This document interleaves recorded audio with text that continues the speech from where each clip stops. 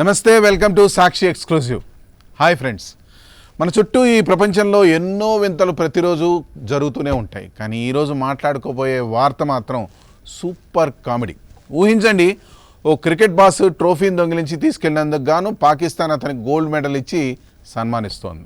అవునండి, మీరు సరిగ్గానే విన్నారు. Pakistan minister PCB chief Mohsin నఖ్వీకి Shaheed Zulfikar Ali Bhutto excellency gold medal ఇవ్వబోతున్నారు. దానికి ఆయన సాధించిన ఘనత ఏంటో తెలుసా?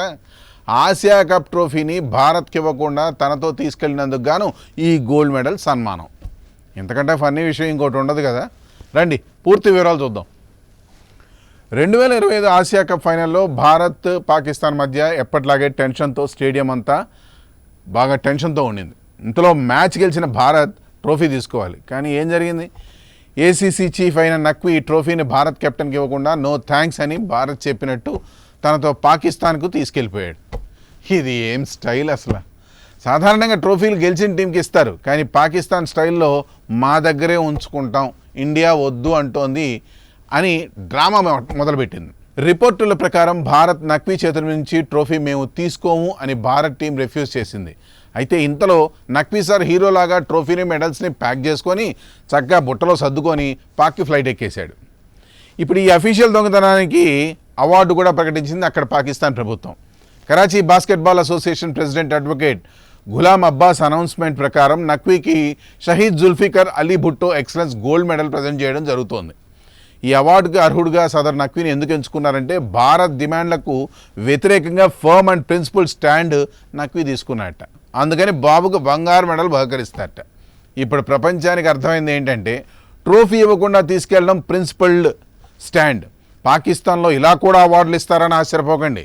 ఇది పూర్తి political comedy sir. Naqvi sir minister అయి ఉండి క్రికెట్ ట్రోఫీలు దొంగిలించడం, వాహ్, మీరు మల్టీ టాలెంటెడ్ సార్. పాక్ అథారిటీలు మాత్రం నఖ్వీ సాబ్ని ఇండియన్ డిమాండ్లకు వ్యతిరేకంగా చేసిన చర్యని బాగానే వెనుకేసుకొస్తున్నారు. కానీ నిజం ఏమిటంటే భారత్ టీం మీ చేతులు తాకాలని లేదు అని నఖ్వీని రిఫ్యూజ్ చేసింది. ఇప్పుడు పాక్లో కప్పు కొట్టేసి గోల్డ్ మెడల్ అందుకుపోయే హీరో అయిపోయాడు నఖ్వీ సాబ్. నిజానికి పాకిస్తాన్ ఎప్పుడూ ఇలాంటి డ్రామాలతో ఫేమస్ అవుతూనే ఉంటుంది. క్రికెట్లో గెలవకపోతే ట్రోఫీ ఎత్తుకెళ్తే అవార్డు ఇస్తున్నారు. ఇది కొత్త స్ట్రాటజీలాగా అనిపిస్తుంది కదా. భారత్ టీం ఆసియా కప్ గెలిచిన ట్రోఫీ మాత్రం ఇప్పటికీ పాక్లోనే ఉంది. అంటే Pak team mental victory celebrate చేసుకుంటుంది. ఈ విషయంపై క్రికెటర్ రోహిత్ శర్మ మాట్లాడుతూ ట్రోఫీ మాది కానీ దొంగలు ఎత్తుకెళ్లారు అని సెటైర్ కూడా వేసాడు. అయితే ఇదే సమయంలో వెర్రి పాక్ మీడియా ఏం చెబుతోందో తెలుసా? మా హీరో నఖ్వీ ఇండియాను డిఫీట్ చేశాడు అని సెలబ్రేట్ చేసుకుంటుంది. దీన్నే పిచ్చి పీక్స్ అని అనుకుంటుంటే ఇంతకన్నా అద్భుతం ఇంకోటి ఉంది.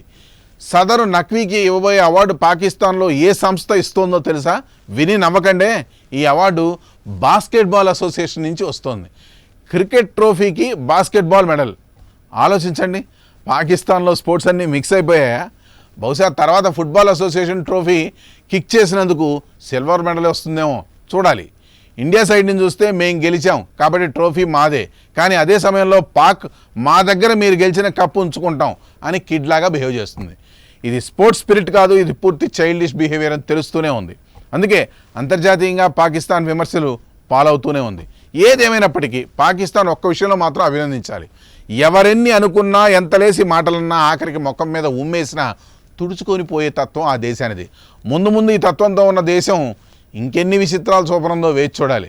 మరి మీ అభిప్రాయాలు కామెంట్స్లో షేర్ చేయండి. నఖ్వీకి మెడల్ సరైందా లేదా, ఇంకా బిగ్ అవార్డు ఏమైనా ఇవ్వాలా అనే విషయం కామెంట్ చేసి, లైక్ చేసి, సబ్స్క్రైబ్ చేయండి.